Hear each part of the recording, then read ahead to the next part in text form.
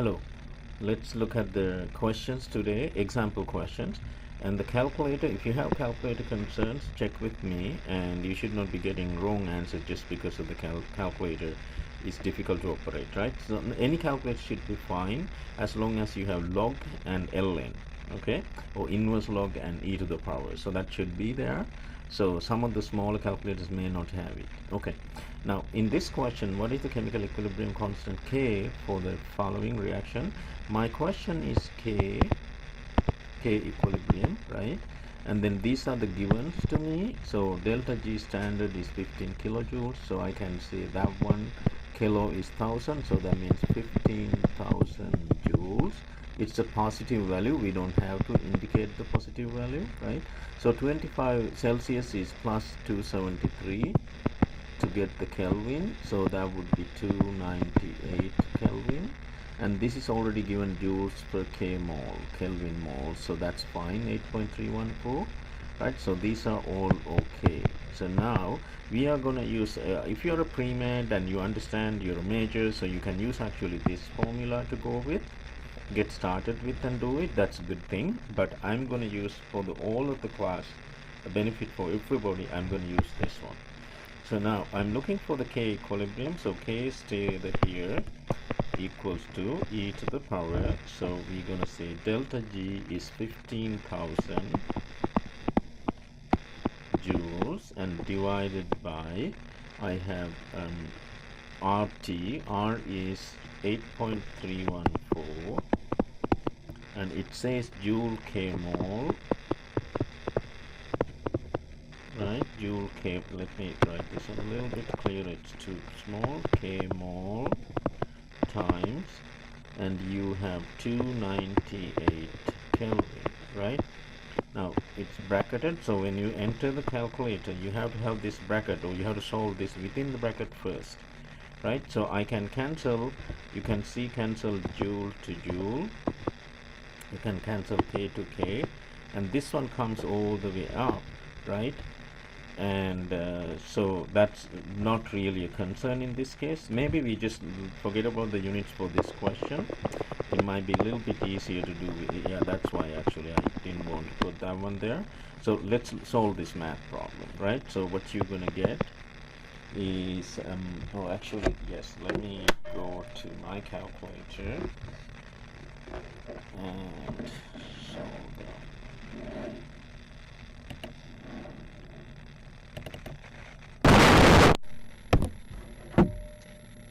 Bracket, yes, and then I have 15,000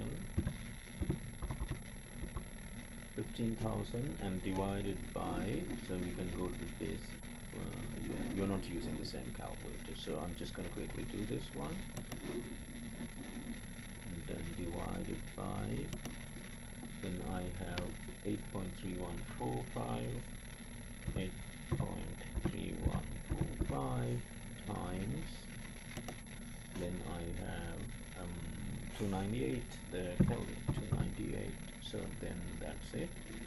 So 425.79, so that's the answer, and we go back 425. Okay, see whether you are getting that answer, right?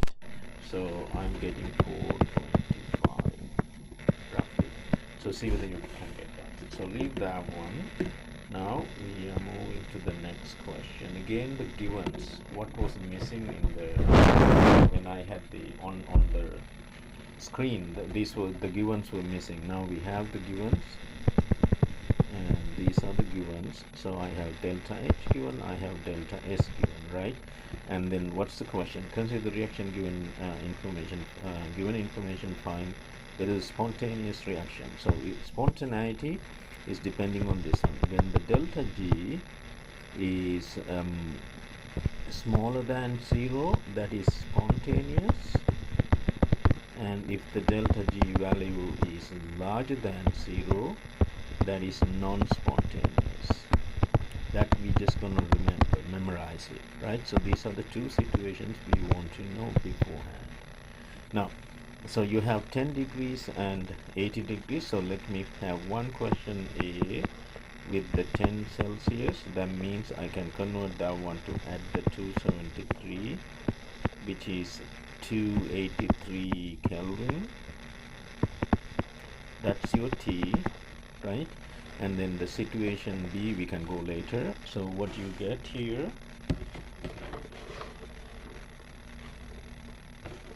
is, we are using, in this case, delta H, delta S. We are looking for the spontaneity. We have to look for delta G. That's my question, right? So therefore, so the delta G should be delta H minus T delta S. So this is what we need to use, right? Now, so if I plug in, so we are looking for delta G equals to delta H is 15 kilojoules. It's better to convert directly to the joules, so that means 15 like that, and minus T is 283, and this one is how much? 50 joules, so times 50. So I can actually put joules over Kelvin here, and let me put the put all of them, right? So let's say this one is joules and this one is Kelvin, and times big K for the Kelvin, and then here times 50 joules over Kelvin. So now what actually happened, K to the K cancelled out, joule minus joule, whatever, it's joules, right? We know our answer is going to be joules, and then we can plug in. So make sure this has a bracket, right? So if you have a bracket, so you should be getting here 850 joules. Put it here, and that is actually positive. If this is positive, then according to here, non-spontaneous. So this is a non-spontaneous, right? So now we can plug in the same way for the part B, and you have 80 degrees, so 80 plus 273, right? So how much? 3 and 5 and 1, 353 Kelvin. Everything else the same. So we're looking for delta G, delta H minus T delta S, and we plug in delta. We knew the units here, okay, so we can just plug in. So 15,000 minus 353 times 50, and then you have a bracket here. So you solve that one, and I'm getting minus 2650 joules. So, and that means it's negative. That's spontaneous, right? So that's how we want to solve that one. So if you are getting different number, or if I'm wrong in this number, just tell me, so we'll fix it, right? So important thing is plugging into the right formula. Now we go from there to the next question. Because the following isomerization reaction, and it looks like G1P going to the glucose 6 phosphate from the glucose 1 phosphate, and information given, standard value is given, delta G, and then the T is given. So kind of easier what's given to us, right? Now we can plug in that one. Now what formula for the reactant and product? So that's actually, remember, K is product over reactants. So that's how I kind of remember. It's an easy way to do it, right? We want to know the ratios product to the reactant. So let's plug into the formula. Typically we know that the delta G standard biochemical is minus RT ln K. The K is product over reactant, so I'm just going to keep as K for now. And so what I can do in this case, I have to really deal with this formula, right? So I'm just gonna divide both sides by minus RT. So if I put minus RT and minus RT, and this to this cancels out.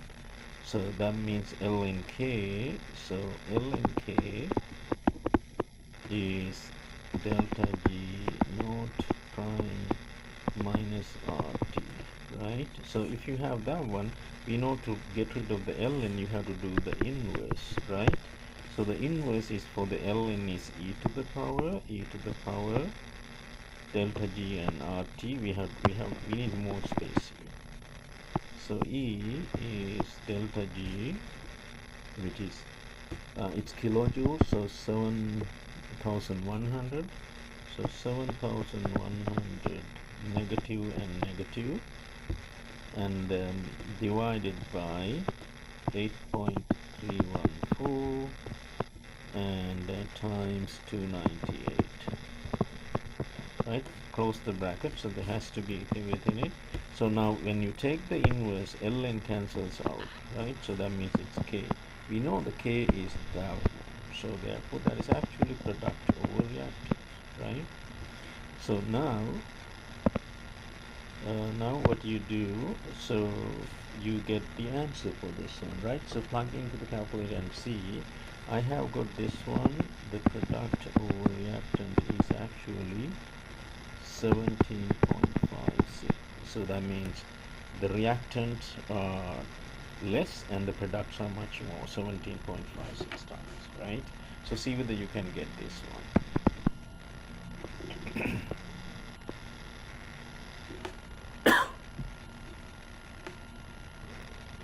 So for the fourth one, actually, A to the B, another reaction.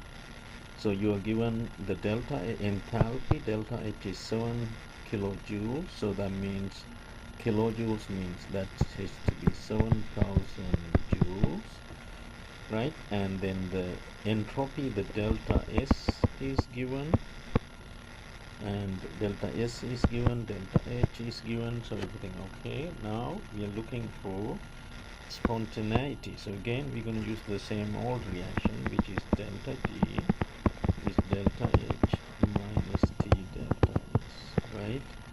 And but we are asked what temperature that would do. So this is the magic thing to do.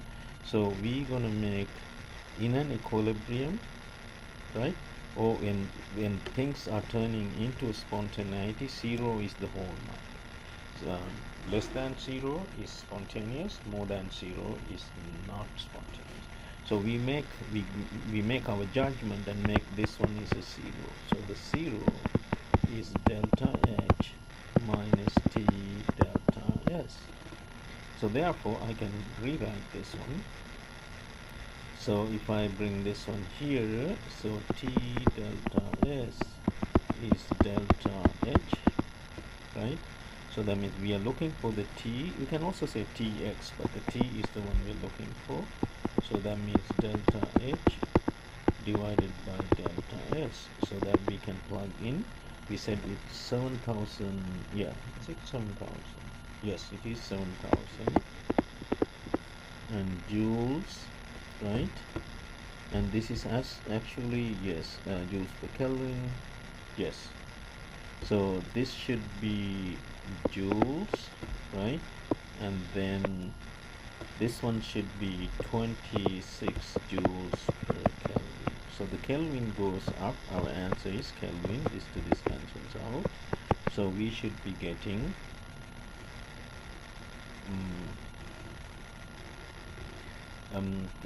yes, this should be getting into how much? 350K. That's what I got in my calculator. And then if you are asked for Celsius, you're gonna minus 273. So that will give me Celsius degrees, and that would be 77. See whether you can get that one. So you might ask the question about what did I do with the moles. Actually that's going to cancel with K mole here too. And so I think we'll disregard that one for now. It's a minor thing.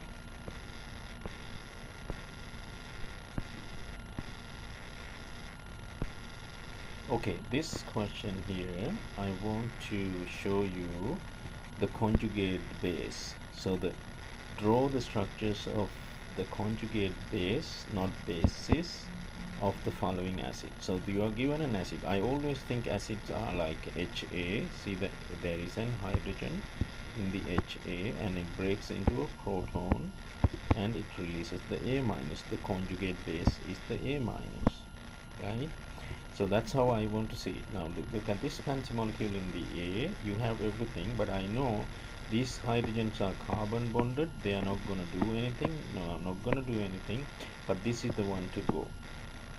So that means I can put a double arrow like HA going to H plus and A minus. So I'm just going to write 2 minus CH double bond CH and another 2 minus, right? And this is sitting with the H plus released. That's how it should be, right? You can try the same thing here. There are a few more I will share with you. You can try. Now indicate the ionic species of predominant 4, 8 and 11. So here the information should be given. The pK values for ammonia is 10 and the phosphoric has 3 different pK values: pK1, 2, pK27, pK312. Let's say roughly that's the values given, right? So that means this is the time you're going to lose the proton. So ammonia will be created or ammonium will lose. So this means, let me draw this one first before we go. So ammonia 10 pK10 means it makes the ammonia and the proton. I would memorize this formula from NH4 at what pH? At 10 pH. That's the idea. Okay, it's happening like that. At 10 pH it's 50-50 of ammonium and ammonia. That's the idea. So phosphoric we'll discuss the graph separately, but see, phosphoric is H3PO4, so there's 3 protons to go. So that's why there's 3 pK values, right? See, 2, 7 and 12. So that's how you want to keep it simple that way. Now so we have, let's table this one. It's an easy way to do it. So if I have the pH values 4, 8 and 11, yes, like that. So let's say the ammonium and the ammonia, it happens at 10. So now 10 is somewhere here for the ammonia, right? 10 is somewhere here. So that means still it's acidic 4 and 8. So that means this would be NH4 plus for the ammonia, right? So the pH reading in that direction. So let's say, let me put it here. So these are the pH values, right? This way, and this way is the species, in this case ammonia, right? And then 8 also still NH4 plus, and at 10 you're going to lose that proton in this fashion, what I shown here, right? And then you're going to get the NH3, right? That's how we look at it. Now for the phosphoric, we know we start with H3PO4 and you lose 1 proton because it loses at 2. You are sitting at 4, so therefore you should lose 1. So I will get H2PO4. Lost a proton, that means minus, right? Now you go to 7, you lose the second one, but you're sitting at here 8, so I should be losing the next one, HPO4 2 minus, right? Okay, at 8. But 11, the other one is lost at 12. I think I did it wrong in the class, so pay attention there and see if it is wrong. It should be corrected to 12. Yeah, I did it wrong. So 12 is the Ka value, pK value, so I did not give you that one. Now we have it, so we should be using that one. So we are sitting at 11. So you lost this. No, actually I did it right then, right? No, you are sitting at 11. Your value is 12, so you don't you have more protons, so you should be still HPO4 2 minus, right? Okay, so check it out and tell me what you understood here, and we go from there to the graph explanation, right? Now this one here, the calculate 200 milliliters of solution in pure water and has been added with 50 milliliter of 1 millimolar HCl, right? So in order to do that, I need to get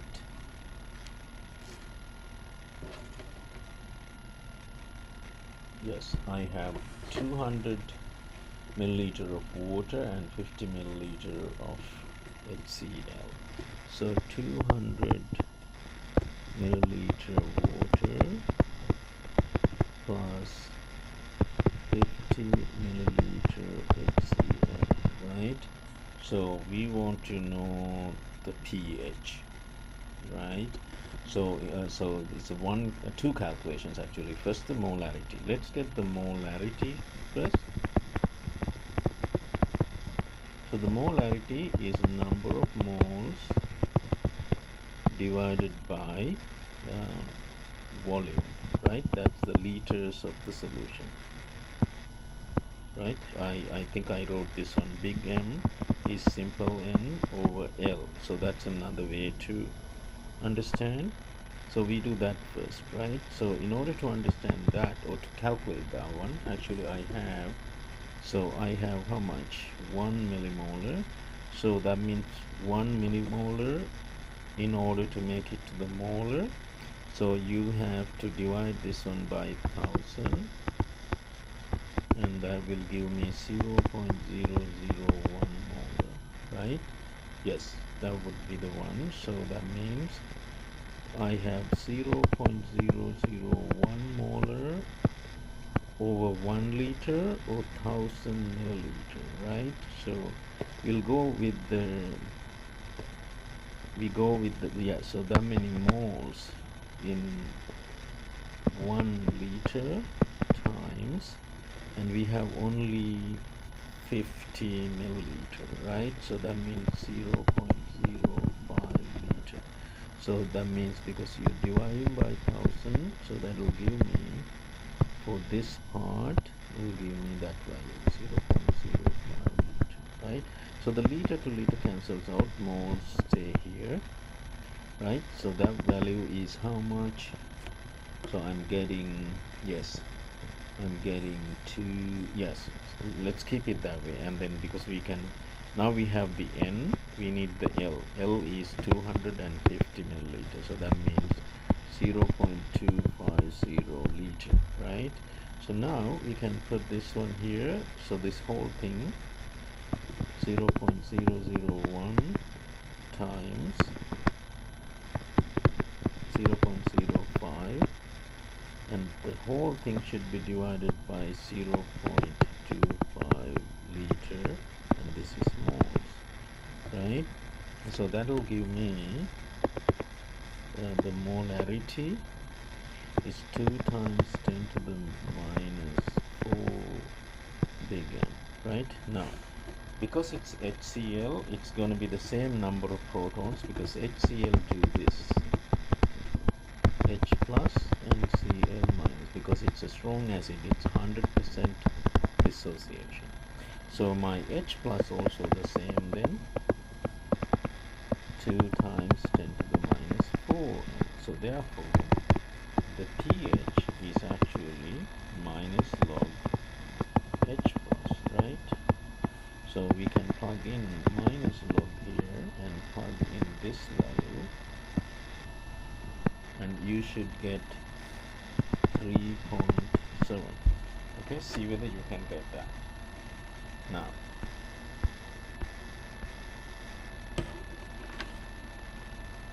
okay, I think next two we can do for the next video because of the time. So let's stop this one here.